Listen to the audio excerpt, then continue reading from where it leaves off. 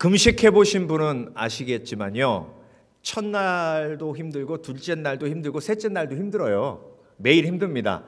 그런데 둘째 날 가장 힘든데, 뭐가 힘드냐면요, 모든 게 다 유혹이에요. 그래서 텔레비전도 못 봐요. 텔레비전에서 치킨이 나오면 그게 견딜 수가 없습니다. 책도 못 봐요. 책에서 콜라라는 단어만 나와도 막 그냥 입에서 침이 돌아요.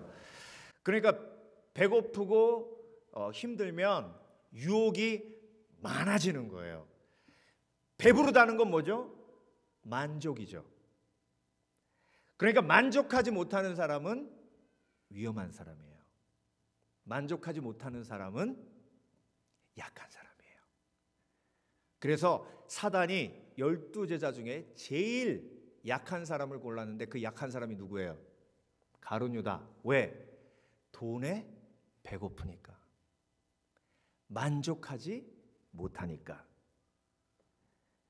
그렇다면 만약에 사단이 우리 교회에서 누굴 고른다면 누굴 고를까요? 아마 못 고를 거예요. 그런 분 한 분도 없으니까. 그래서 여러분, 만족은요 옵션이 아니에요. 만족은 필수예요. 만족하지 못하면 사단의 표적이 돼요. 만족하지 못하면 불평하기 때문에, 그 불평 때문에 행복하지 못하고 평안하지 못해요. 그 평안하지 못한 마음이 나만 갖고 있는 게 아니라 그게 어떻게 돼요? 전달되고 전염돼요. 만족하지 못하면 불평하고, 불평하면 재앙이 임해요. 만나만 먹으면서 만족하지 못했던 이스라엘 백성들에게 불뱀이라는 재앙이 임했어요. 그리고 여러분, 만족하지 못하는 사람은요, 나하고 가장 가까운 사람을 불쌍하게 만들어요. 남편에게 만족하지 못하는 와이프는요, 남편을 불쌍하게 만들어요. 특히 자녀에게 만족하지 못하는 부모님은 자녀를 불쌍하게 만들어요. 너는 왜 이 모양 이 꼴이냐? 그 말을 듣는 그 자녀가 얼마나 불쌍한 자녀예요. 그러니까 여러분, 만족하지 못하면 관계가 어그러져요. 그래서 만족은 필수인데, 어떤 생각이 들어요? 목사님, 나도 만족하고 싶어요. 만족할 수 없으니 문제잖아요. 만족하지 없으니. 그러니까 만족하지 못하는 분은요, 오늘 본문을 이렇게 읽으면 사도 바울이 뭐라 그랬어요? 나는 부하거나 가난하거나 배고프거나 배부르거나 일체의 만족의 비결을 배웠다, 이렇게 고백하면, 와, 그 비결이 뭘까? 이래야 되는데, 아이고 뻥치고 있네. 왜 그렇게 마음이 들어요? 그게 거짓말처럼 들려요. 아이고 참, 만족한다고 웃기고 있네. 남편에게 만족한다고 웃기고 있네. 자녀에게 만족한다고. 인간이 어떻게 만족해? 다 저거 거짓말이야. 뻥이야. 인간은요 다 자기 중심으로 생각해요. 자기가 그러니까 그렇다고 생각해요. 근데 여러분, 만족이라는 단어의 의미를 보면 이걸 분별해낼 수 있어요. 누가 만족한다고 거짓말하나, 정말로 진심으로 만족을 고백하고 있나. 이 원어의 뜻을 보면 그걸 구별해낼 수 있어요. 자, 사전적 의미를 보면요, 만족이란 자신의 재물이나 지위, 상황에 불만이 없는 상태가 만족이에요. 이게 사전적 의미예요. 그런데 헬라어 원어를 보면 아케오라는 말이 만족이란 말인데요, 아케오라는 말은 어떤 뜻이냐면 만족해서 다른 사람을 도울 힘과 능력이 있는 것, 이게 만족이에요. 자, 그러면 사도 바울이 지금 일체의 만족의 비결을 배웠다라고 고백하는데, 사도 바울은 그게 거짓말일까요? 진짜일까요? 진짜예요. 왜? 섬기고 나누고 감옥에 갇혀 있어도 누구만 생각해요? 빌립보 교회 성도들만 생각해요. 그러니까 사도 바울의 지금 만족의 고백은 거짓말이에요? 진짜예요? 진짜예요. 그러니까 여러분, 만약에 사람들 앞에서 나는 우리 신랑에 너무 만족하고, 우리 와이프에 너무 만족하고, 그리고 우리 교회에 너무 만족하고, 우리 아이들에게 너무 만족해, 그럼에도 불구하고 섬기지도 않고 도와주지도 않는다면 그 만족은 다 거짓말이에요. 만족한다는 건 내 마음속에 여유가 있다는 뜻이거든요. 만족하기 때문에 돕지만, 만족하기 때문에 섬기지만, 섬기기 때문에 만족하는 거예요. 웃기 때문에 행복하지만 행복하기 때문에 웃기도 하죠. 그러니까 어떤 게 먼저인지 우리는 먼저가 중요하지 않아요. 웃으면 몸이 행복하다고 받아들여요. 마찬가지예요.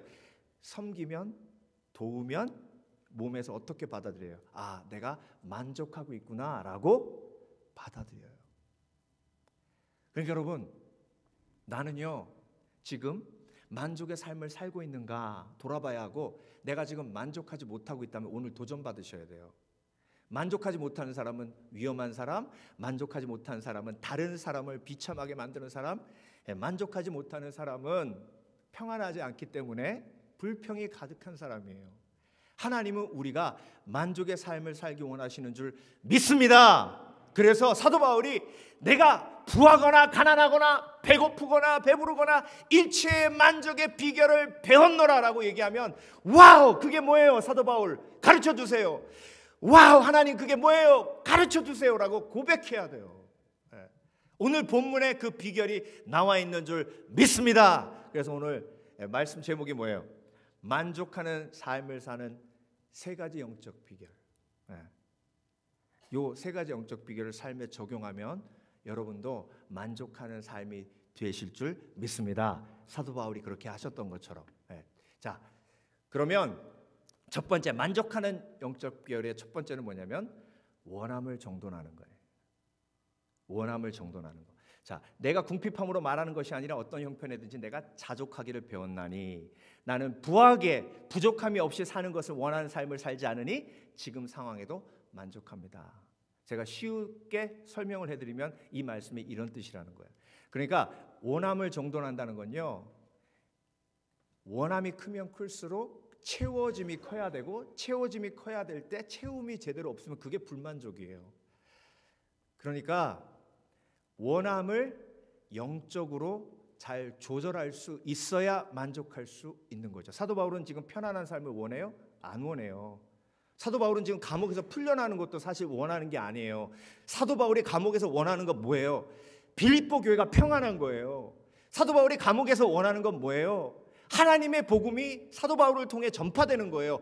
로마 감옥에 있으면 로마 군병을 전도할 수 있고 로마 황제도 전도할 수 있으니까 사도 바울이 감옥에 있어도 원하는 것이 그거이기 때문에 만족하는 거예요. 그래서 여러분, 내가 만족하기 위해서는요, 원함을 정돈해요. 정돈이 뭐예요? 정돈은 필요한 것은 내가 킵하고 필요 없는 건 뭐 하는 거예요? 버리는 거예요. 나를 망치고 있는 내 원함을, 내 만족을 지금 망가뜨리고 있는 잘못된 원함이 내 속에 있어요. 그걸 뭐 해야 돼요? 버려야 돼요. 그걸 어떻게 버리는데요? 사도 바울이 가장 원했던 것 중에 하나가 뭐냐면 가시를 제거해 주시는 거예요. 가시가 뭐예요? 간질병이었어요. 얼마나 고통스러워요. 사도 바울이, 그것도 수건만 던져도 병자가 낫는 그런 사도 중에 사도가 자기 병은 못 고치는 거예요. 그러니까 하나님 앞에 간절한 원함이 있어요. 어떤 원함이 있어요? 하나님, 이 병을 고쳐 주시옵소서. 자, 그러면 이 병을 고쳐 주시옵소서라는 원함이 있고, 병이 고쳐지지 않을 때 그때 불만이 생기는 거예요. 근데 그걸 하나님 앞에 갖고 나갔어요. 그랬더니 하나님 뭐라 그러세요? 내 은혜가 내게 족하다. 내가 약할 때 오히려 강함이라. 그 말 들었을 때 사도 바울이 이 가시를 제거해 주십시오라는 원함이 정돈이 됐어요. 그거 쓰레기통에 갖다 버렸네.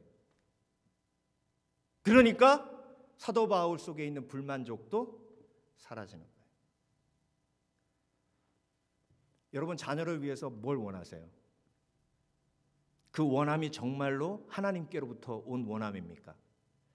그러면 그걸 가지고 하나님 앞에 갖고 나가셔야죠. 하나님, 제가 자녀가 이렇게 되기를 원해요. 그러면 하나님이요, 그걸 버려야 할지 킵해야 될지 깨닫게 하세요. 그 과정이 뭐예요? 원함을 정돈하는 과정이에요. 그래서 하나님 앞에 내가 뭘 원하는지 숨기는 사람, 은큼한 사람이에요. 그 은큼함 때문에 지금 나의 만족이 무너지고 있는 거예요. 입으로는 나는 원하는 거 하나도 없어요. 그냥 먹고만 살면 되지 뭐. 그러면서 뒷주머니는 엄청 차고 있고. 에? 여기서 웃으시면 안 돼요. 오해받으셔. 뒷주머니 차고 있는 사람으로. 에.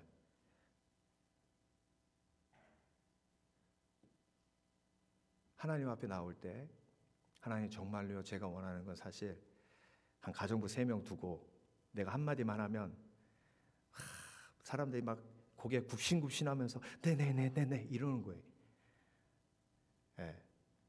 그 원함이 있으니까 남편 돈 못 벌어다 주는 남편이 아주 우습게 보이는 거예요. 예.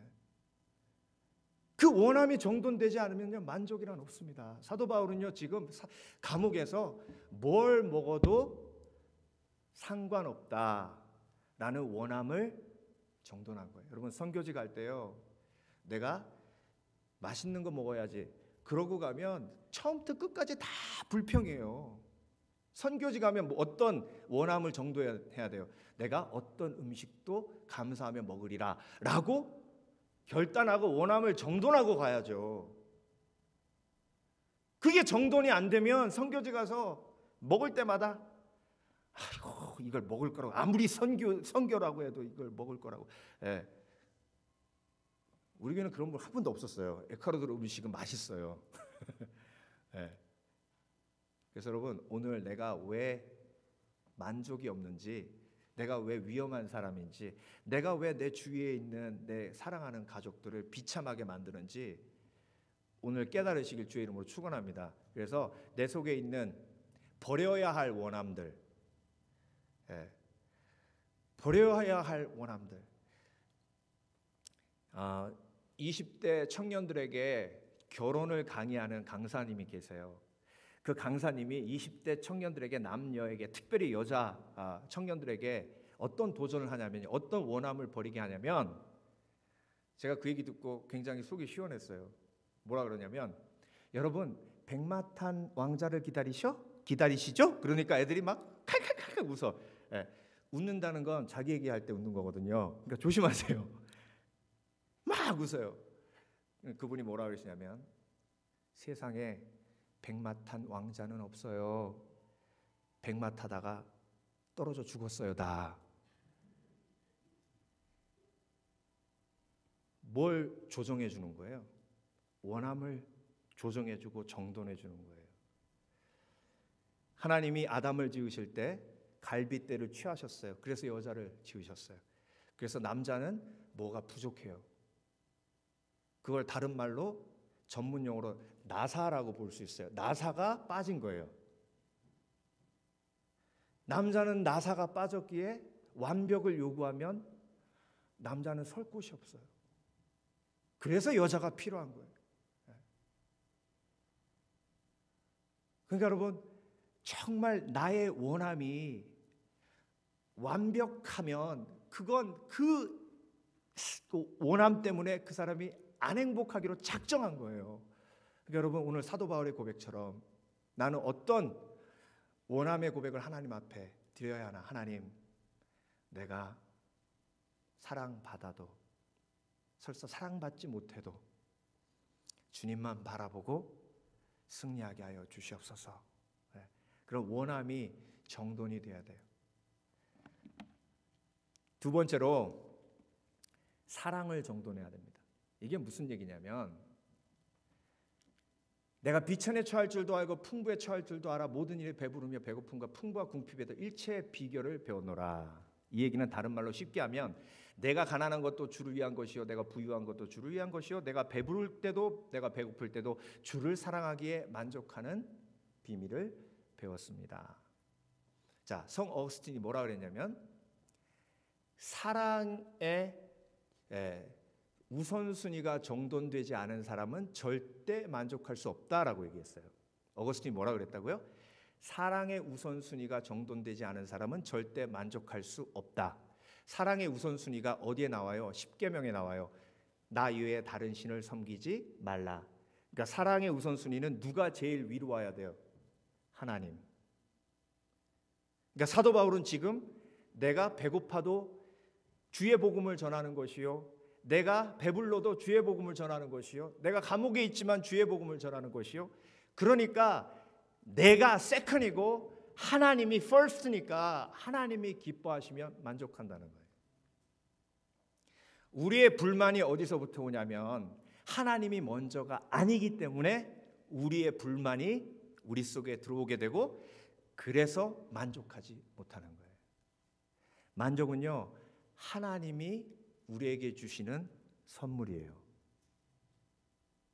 하나님이 주시지 않으면 받을 수 없어요. 하나님이 우리에게 만족을 선물로 주실 때 우리의 컨디션은 하나님이 first. 내 삶 속에 우상을 집어던지고 하나님이 최우선이라고 고백할 때에 우리 속에 만족이 임하는 줄 믿습니다. 그래서 신명기 6장 5절, 너는 마음을 다하고 뜻을 다하고 힘을 다하여 내 하나님 여호와를 사랑하라. 하나님이 먼저가 되게 해라. 하나님이 먼저가 되어야 만족이 임한다. 어머님들, 남편이 먼저예요? 자녀가 먼저예요?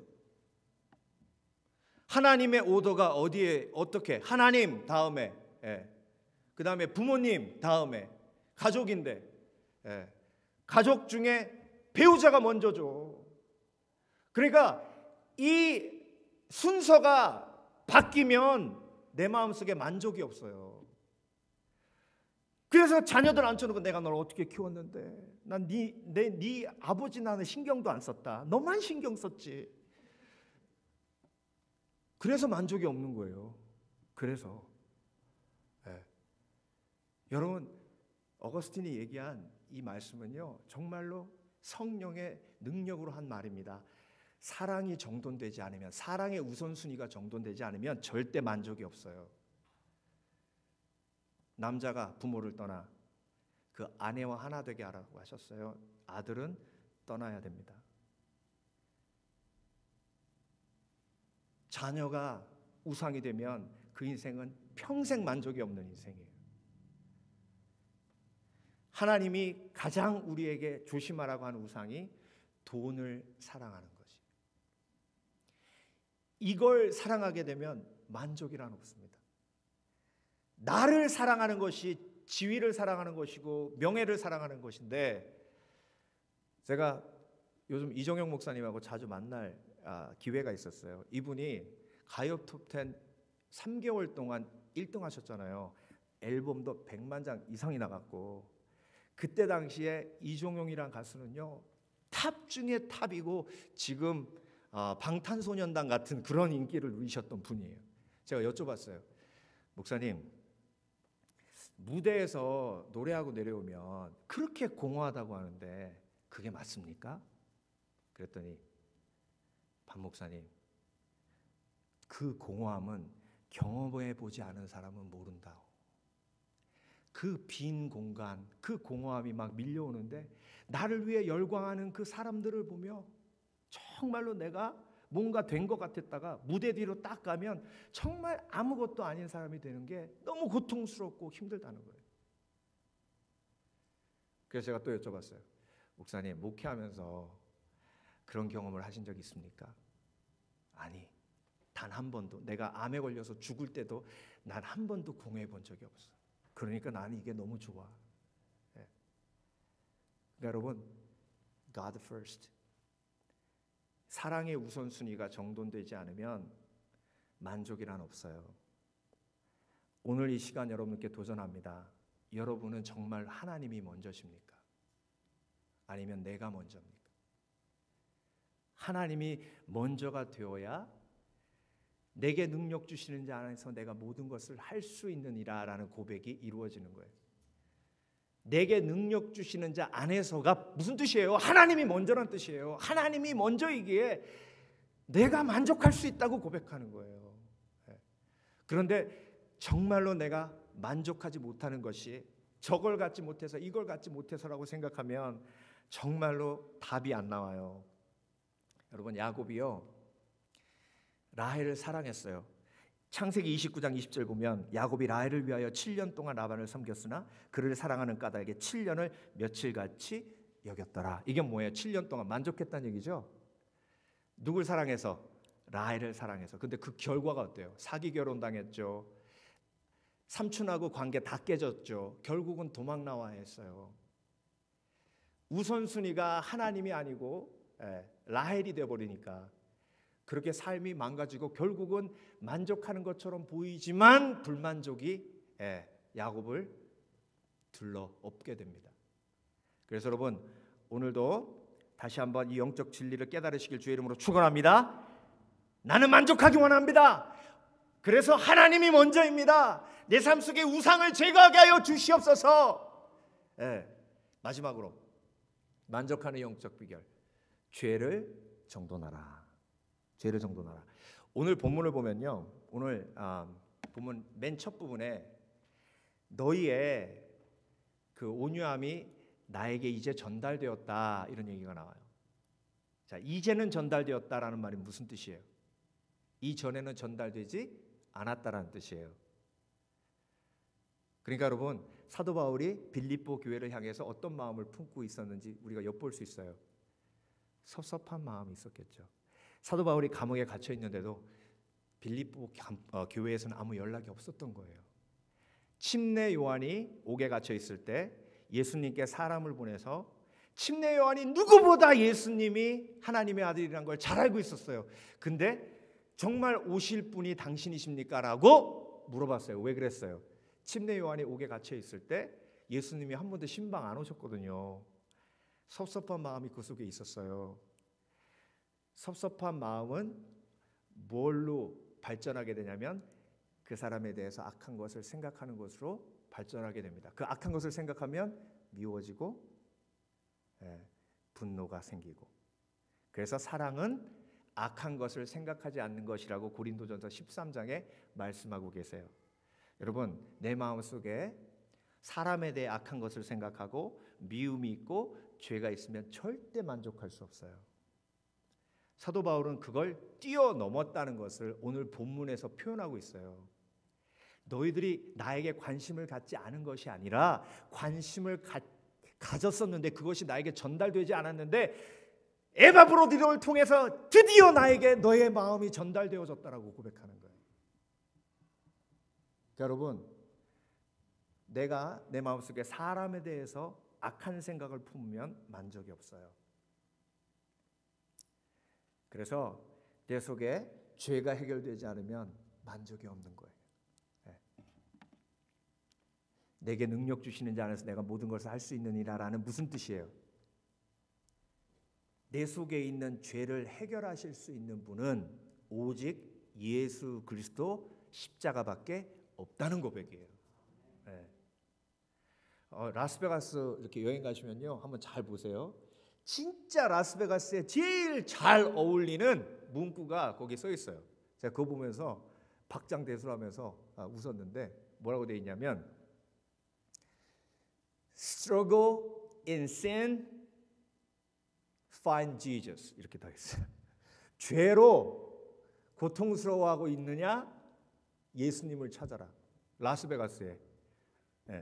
그러니까 한 5만 불, 10만 불 딱 날리고 난 죽어야 돼. 그런데 그걸 딱 보면 아마 예수님께 나올 생각이 좀 들지 않을까요? 안 날려봐서 모르겠어요. 죄 속에 있으면요, 만족이란 그냥 끝이에요. 가룟 유다가 은 30으로 예수님 팔고 만족했겠습니까? 은 30 때문에? 아니에요. 불안하고 죄책감 들고. 그러니까 여러분, 불만족의 근원은 죄예요. 욕심이 잉태한 즉 죄를 낳고 죄가 장성한 즉 사망을 낳느니라. 그래서 만족을 위해서는 죄 문제가 해결돼야 돼요. 내 속에 있는 숨겨진 죄, 예수 그리스도 십자가 앞에 드러내고 사람을 향한 악한 생각마저도 하나님 앞에 올려드려야 만족이 나에게 임하는 줄 믿습니다. 그래서 사도 바울은 섭섭해도 그 생각을 하나님 앞에 올려드리고, 하나님 빌립보 교회에 무슨 일이 있나 보죠. 그러니까 나에게 오지 못하는 겁니다. 기다리겠습니다. 그러니 만족하는 거예요. 만약에 그 생각이 잘못 흘러가서 내가 감옥에 갇혔는데 오지도 않아, 이것들이 내가 얼마나 빌립보 교회를 위해서 기도했고 특히 루디아 내가 얼마나 사랑하고 아꼈는데 이럴 순 없지. 그러면 만족이 다 날아가는 거예요. 다 날아가는 겁니다. 그러니까 여러분, 내 마음속에 품은 죄가 하나님 앞에 고백되어질 때에 만일 너희가 너희 죄를 자백하면 저는 미보시고 의로우사 우리를 모든 죄에서 깨끗게 하신다 하신 하나님의 말씀 믿고 오늘도 죄 문제를 해결받으시는 저와 여러분 되시길 주의 이름으로 축원합니다. 죄 문제가 해결되어야 평안이 회복되는 거예요. 다윗의 시 51편. 다윗이요, 성경의 어떤 인물보다 만족의 고백을 많이 했어요. 가장 위대한 만족의 고백이 뭐예요? 여호와는 나의 목자시니 내게 부족함이 없으리로다. 정말로 다윗이 여호와의 집에 영원히 거하리로다 라는 말을 한 거 보면 말년에 지은 시예요. 죽어가면서 지은 시예요. 근데 죽어가면서 뭐라고 고백한 거예요? 여호와는 나의 목자시니 내게 부족함이 없으리로다. 시편 17편 15절, 이것도 다윗의 고백이에요. 나는 의로운 중에 주의 얼굴을 배우리니 아침에 깰 때에 주의 형상으로 만족하리이다. 그런데 여러분, 이 다윗의 만족의 고백이 깨어진 시편의 고백이 있어요. 시편 51편. 다윗이 밧세바와 동침한 후 선지자 나단이 저에게 온 때에 하나님이여 주의 인자를 쫓아 나를 긍휼히 여기시며 주의 많은 자비를 쫓아 내 죄과를 도말하소서. 나의 죄악을 맑게 씻기시며 나의 죄를 깨끗이 죄하소서. 만족이 있어요, 없어요? 여러분, 섭섭함은요 미움과 연결됩니다. 섭섭한 사람을 향한 그 마음을 오늘 예배를 통해서 이 시간 해결하시길 주의 이름으로 축원합니다. 제가 성경 공부하면서 이렇게 보면 가장 섭섭한 대상은 1번 남편, 2번 자녀, 3번은 얘기 안 할게요. 이 두 개만 해결돼도 만족이 와요. 이 두 개만 해결돼도. 자, 이번 주에 부시 대통령의 장례식이 있었습니다. 우리 트럼프 대통령께서는 좀 웃으셨으면 좋겠어요. 아무리 장례식이지만. 근데 이 장례식에서 특송을 한, 제가 금요 예배 때도 얘기했는데 제가 제일 좋아하는 크리스찬 싱어 마이클 W. 스미스가 부시 대통령의 장례식에서 찬양을 불렀어요. 잠깐 볼까요?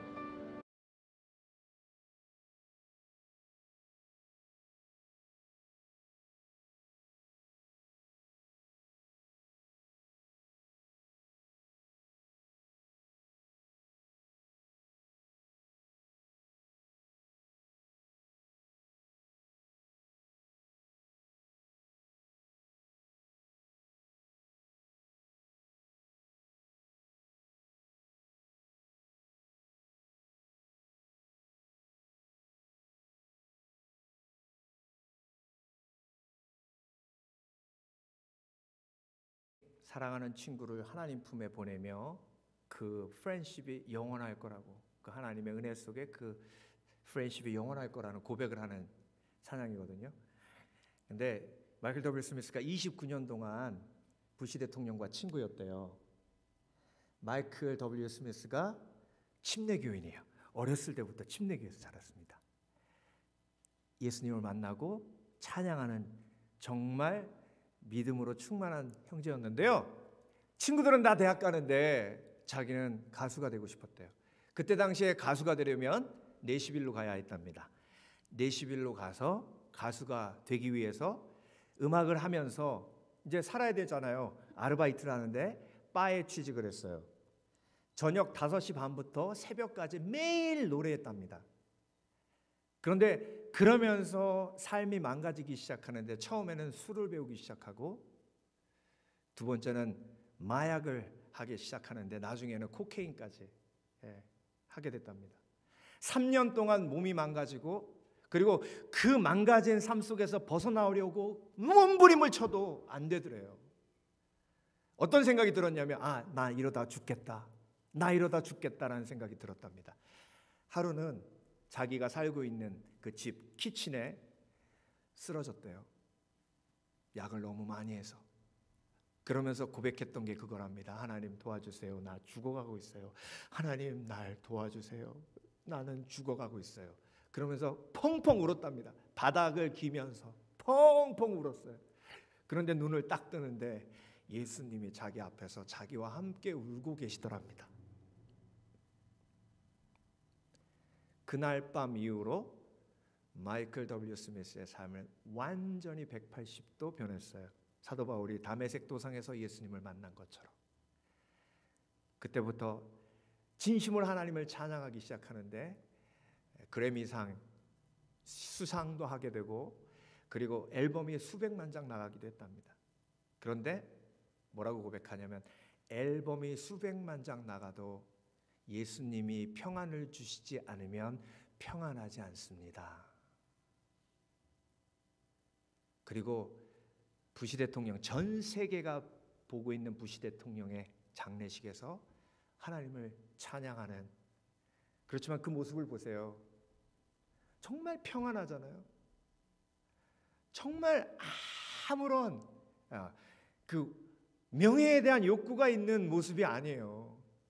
그냥 편안하게 친구를 보내는 그런 모습이에요. 얼마나 위대한 만족의 고백을 하고 있는지 몰라요. I am second이라는 책이 있어요. 그 책에서 마이클 W. 스미스는 이렇게 고백합니다. 나는 영원히 I am second입니다. God, you are the first. 하나님이 나의 첫 번째십니다. 죄 속에서 벗어났기에 만족하는 삶이 마이클 W. 스미스에 오게 됐어요. 정말 온전한 영광을 하나님께 돌리는 주의 아들을 바라보며 도전받습니다. 여러분, 영적인 세 가지 원리, 원함을 정돈해야 되고요, 그리고 사랑을 정돈해야 되고 죄를 정돈해야 돼요. 그러면 내게 능력 주시는 자 안에서 내가 만족할 수 있습니다. 오늘 말씀 마치면서 이렇게 우리 고백하기 원합니다. 나는 만족할 수 있다. 이렇게. 한 분 아멘 하셨어요? 이거 설교를 끝내려면 다 함께 만족한다. 나는 만족할 수 있다. 시작. 나는 만족할 수 있다. 기도하겠습니다.